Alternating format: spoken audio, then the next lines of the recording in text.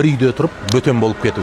Қазір біз мойындамайтын үлкен проблеманың бірі бір үйде тұрып бөтен болып кету. Мәселен, адамдар бір шаңырақтың астында өмір сүріп жатыр.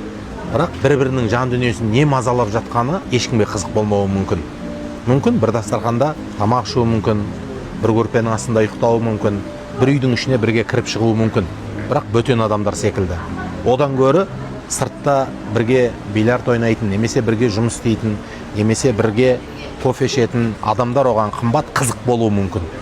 Ал үйдің ішінде бір отбасы болып бірге отырып жатқан адамдар бір-біріне бөтен болуы мүмкін.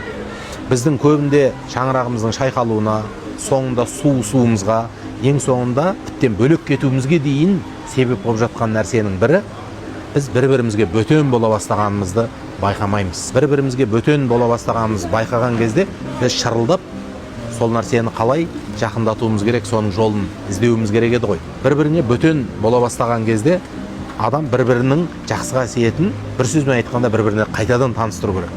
Сенің жомарттығыңды, сенің жанашырлығыңды, сенің махаббатыңды, сенің мейіріміңнің жарнамасын қайта жасау керек.